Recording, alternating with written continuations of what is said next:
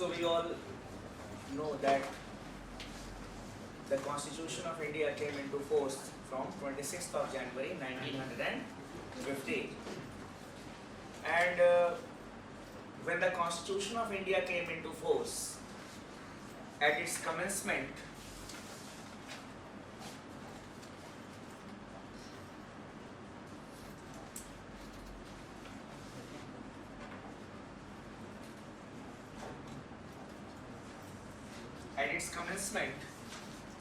the Constitution of India had 395 articles.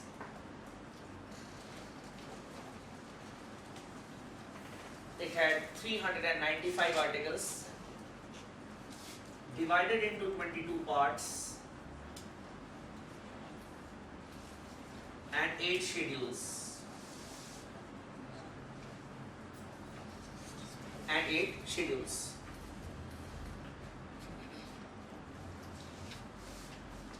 At present, we have approximately 485 articles. We use the word approximately because the articles keep on changing. The number of articles keeps on fluctuating.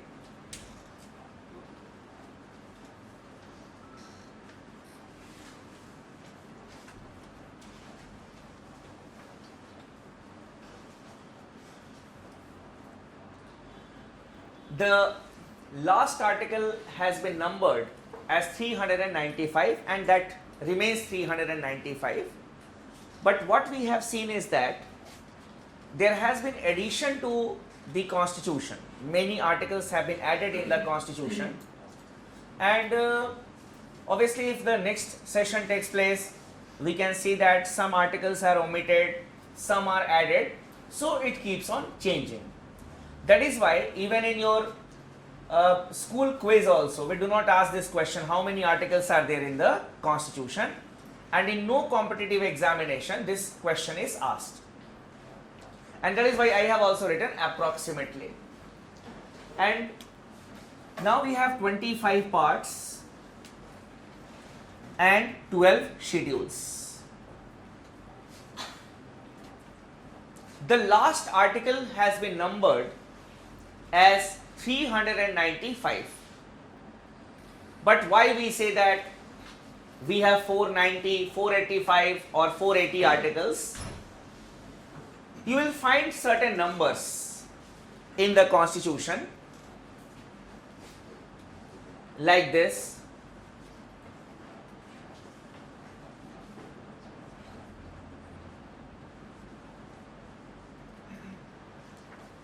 These are certain numbers that you can find in the Constitution. 21, it is a full-fledged article and it was there in the original Constitution. Then 21, and if a numerical 1, 2, 3, 4 is there, it is clause 1 and it is a part of this article. 21 clause 1. So if I say article 21 clause 1, then it will mean that it is a part of this article. You need to write like this.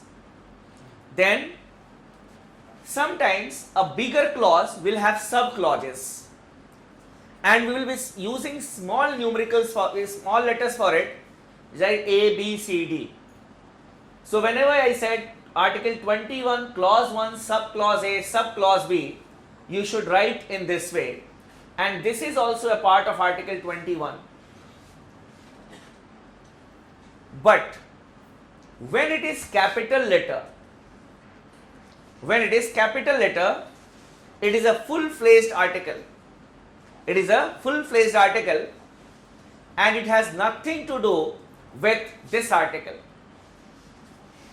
And another common sensual thing is that they have been added by an amendment to the Constitution.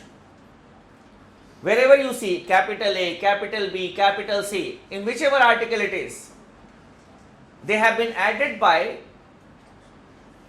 an amendment to the constitution. And sometimes in place of 1 it can be small a, small b. It is also, we can say, a part of Article 21 clause. Interchangeably they have been used by the constitution makers. Now another question that can come in your mind, that sir, where these articles or why these articles have been put there only? What is the criteria? Basically, the articles have been inserted or added nearest to their theme. Nearest to their theme. For example, Article 21, it talks about right to life. It talks about right to life. Article 21A, right to education. Education is needed to make our life more meaningful. To make our life more meaningful. So that is why after Article 21, that is right to life, 21A, right to education was added. So as far as possible, the articles are added nearest to their theme. Here I have used another word, parts and schedules. When we talk about the constitution, the bigger aspects are known as parts. Part 1, 2, 3, 4, 5 and up to part 4A, that is part 1, part 2, part 3, part 4 and part 4A, we have the part and then we have the articles. We have the articles. Then the bigger parts have got chapters and within the chapters they have got articles. For example, part 5, it deals with the union. Union means the union government, the central government. And within the union we have got the executive, that is the president, the prime minister, the vice president. Then we have the parliament and then we have the judiciary, that is the Supreme Court. So what has been done in part 5? Chapters are there. Chapter 1, executive, the president, the vice president, the council of ministers and the attorney general. And within that particular chapter of the executive, we have the articles. Similarly, chapter 2, the parliament, and then the relevant articles are there. And then parliament is a huge topic, so 2 chapters on parliament, and then the concerned articles are there. And then we have the judiciary, that is the Supreme Court. So the bigger parts have got chapters. Now, coming to the schedules. Basically, when we read a book, sometimes we come across a sentence which needs elaboration in the form of data or tables. And what the author does, an asterisk is there and it is written in the bracket, see appendix number 1, see appendix 2. What is that? That is the elaboration of that particular sentence. Because if you make 4 or 5 tables there or write data of 3, 4, 5 pages there only, the coherency between this point and that point will be lost. So what we do, we add appendix so that the correlation between this sentence and that sentence will not be lost. Similarly, in the constitution, we have some articles which need elaboration. You need to elaborate them. And if you start elaborating them there only, then the coherency of the document will be lost. The relation between this article and that article, you will not be able to correlate. For example, Article 1 of the Constitution says, India, that is Bharat, shall be union of states. Now, India is a union of 29 states. If you start writing the name of all the 29 states there only, now what is there in article 2? You may not be able to correlate because the data comes in between.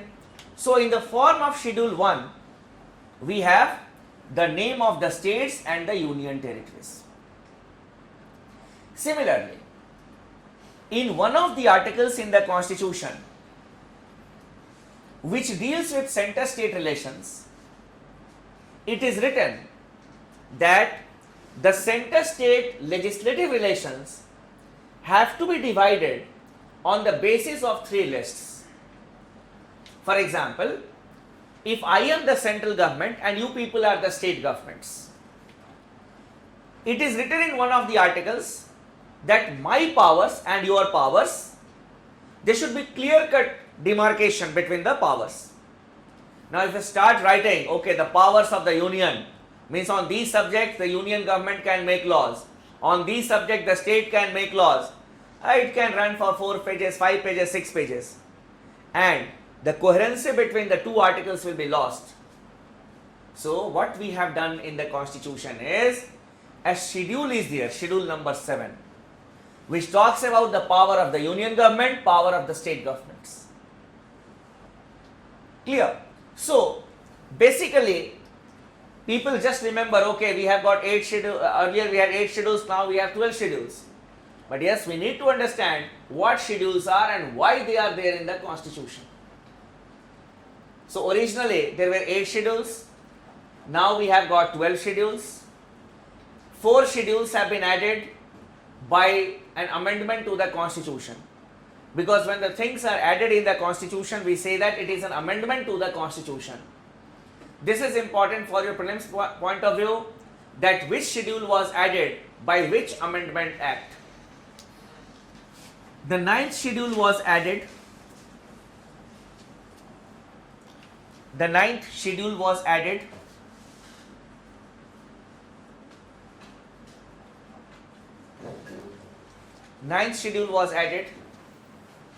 by the First Amendment Act 1951.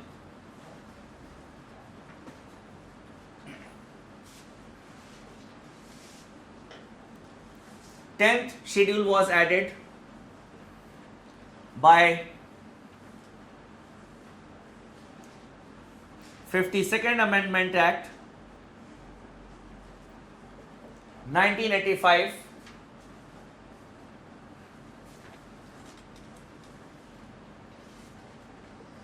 11th was added by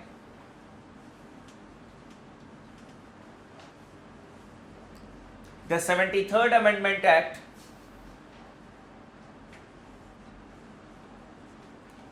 1992.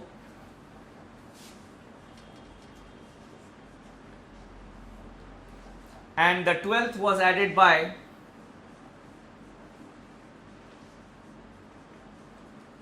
the 74th Amendment Act 1992.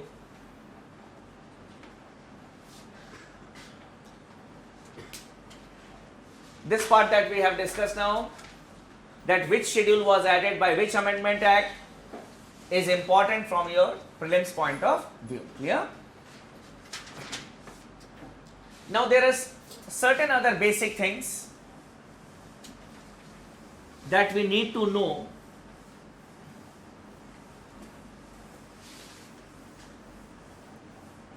It is the types of majority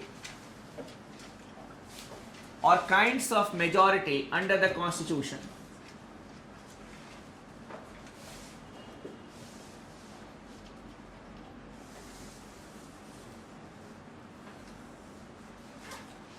The kinds of majority under the Constitution of India. In our coming discussions, I will be talking to you on the majorities, that is, which majority is required to pass which type of motions, which type of bills, resolutions When we say majority, majority is the number required. So what is the difference between article and amendment? What is the Article and amendment. What is the difference between an article and an amendment? An article is amended. Articles are provisions. Clear? And amendments refer to any change which is made. Sections, provisions, they are known as articles. In different countries we have got different names. In Australia they call it as section. In India we call them as articles. Okay? Article number this says this. Section this says this. The constitutional provisions are known as articles. Then if a change is made in those provisions, we call it as an amendment. Coming to the kinds of majority, majority is the number required to pass a bill in the legislature or a motion during a meeting or any forum. Under the Constitution of India, we have different types of majority required to pass different type of bills. First of all,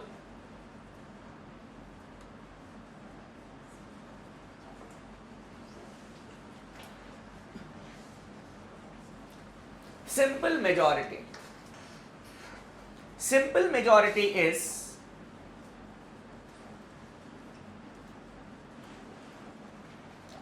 more than 50%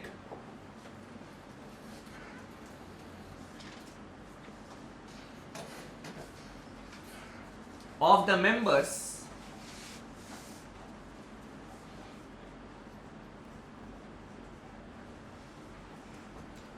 present and voting. More than 50% of the members present and voting. For example, we have 545 members in the Lok Sabha. This is the total strength of the Lok Sabha. So suppose we have 545 members in the Lok Sabha and all the members are not present in the house daily. Many of them have got very important works to do, then represent us in the parliament. They are busy in doing advertisement for Kent RO or anything.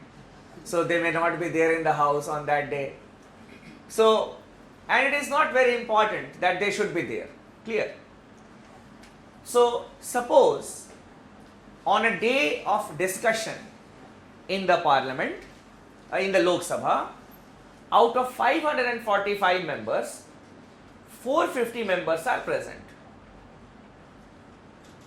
You see, attendance is not compulsory daily, but the only requirement in the house is that at least 1/10 of the members should be present in the house.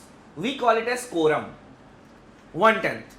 They should be present in the house and the meetings will take place. The quorum should be fulfilled. So suppose we have got 450 members who are present in the house, which is discussing a bill which requires simple majority. And after the discussion, when the voting takes place, suppose 20 members abstain.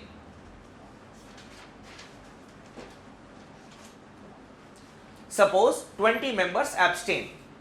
Abstain means they will not take part in the voting. Remember, in democracy, voting is not compulsory. It is your wish. I will not vote. So, for example, when the discussion on a bill is taking place, 450 members are present in the house, but when the speaker says, now the voting will take place on this bill, 20 will abstain, means 20 will not give their views. They will be there in the house, but they will not be voting. Present and voting will be 430. Simple majority will be 430 divided by 2 plus 1. As it is more than 50%, we write here plus 1. This is the simplest majority or the easiest majority required under the Constitution of India. Easiest majority. It is also known as working majority.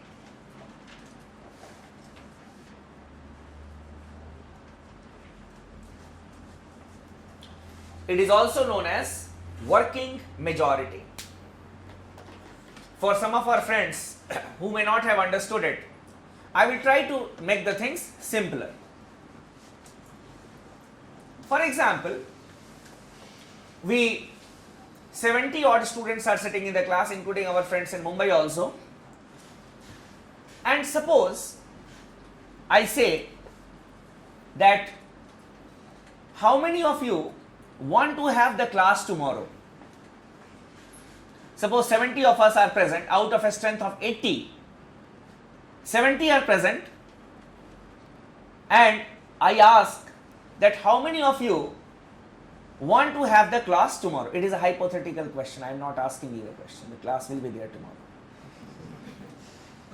And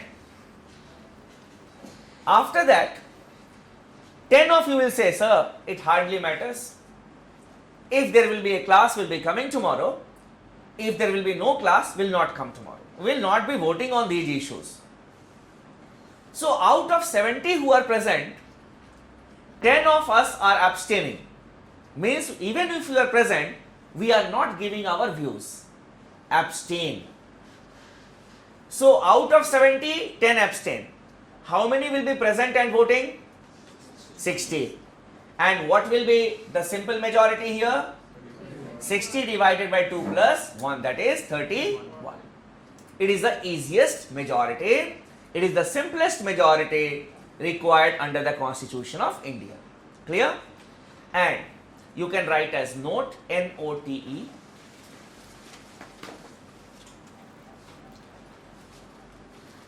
Wherever the Constitution is silent, wherever the Constitution is silent,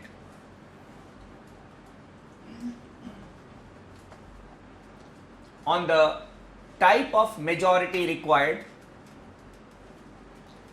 on the type of majority required,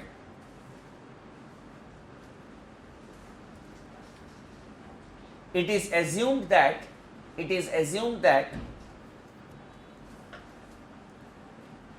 simple majority is required. It is assumed that simple majority is required. So nowhere in our Constitution it is written that which majority will be required in case of simple majority. For other majorities it is required. It is written down. For example, wherever we have got special majority or specific majority, it is clearly written in the Constitution. But wherever the Constitution is silent, that which majority will be required, it will be assumed that simple majority will be required. So you should not feel that it is not written here that which majority is required. No. Even if it is not written, it means that simple majority will be required. And for all other cases, obviously we see that the things are written in black and white wherever it is needed. Now coming to the second type of majority, that is absolute majority.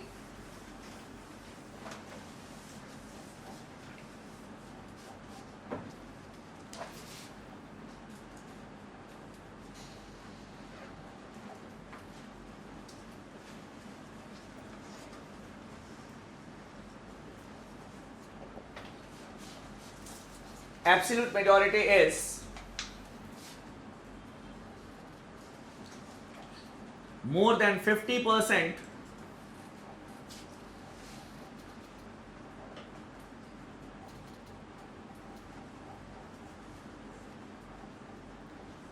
of the total membership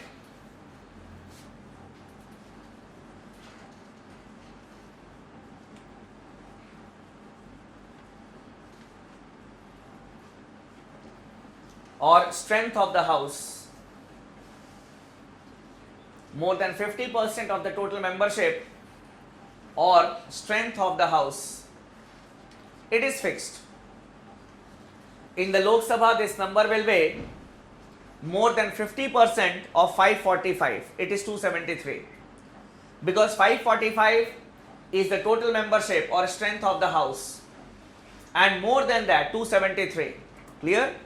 And in the Rajya Sabha it will be more than 50% of 245. In the Rajya Sabha the strength is 245. So it is fixed. Whether you are absent, present, it hardly matters. Wherever the constitution says that the absolute majority is required, then we require this majority. You are present, absent, it hardly matters. It is the responsibility of those who bring such type of bill to ensure the presence of the members in the house. Here you are present and voting, then only you matter. Even if you are absent, it hardly matters. But here, even if you are absent, it will matter, and you will be counted. Absolute majority. Here the trainers, they use different language. Some of them, they use the sentence, the majority of the whole house. Clear? Majority of the whole house. Some of them, they just say what the constitution says. More than 50% of the total membership or strength of the house. Some of us, like me, we use the word absolute majority. So it can be used interchangeably. Majority of the whole house, or more than 50% of the total membership or strength of the house, or it can be termed as absolute majority. Now, this majority is used in certain cases that I will tell you after some times. The third type of majority is effective majority.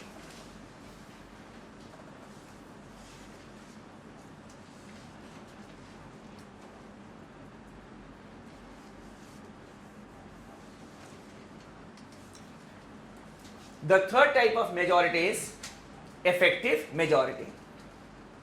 Effective majority is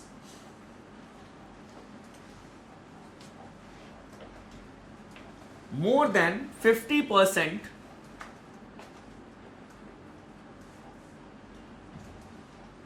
of the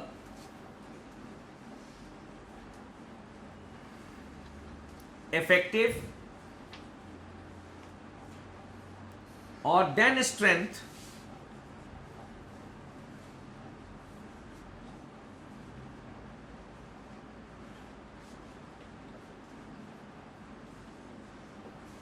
of the house.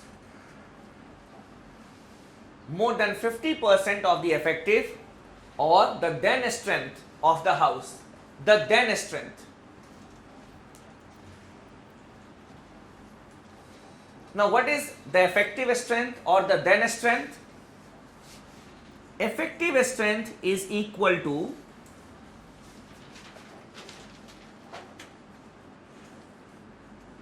strength of the house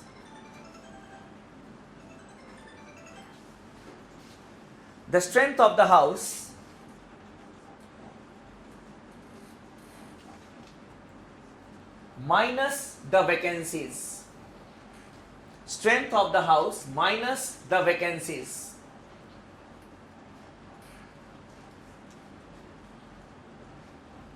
I'll give an illustration here.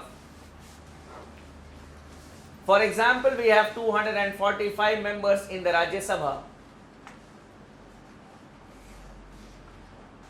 We have 245 members in the Rajya Sabha. 5 members may have died. 5 members may have died. 10 may have resigned.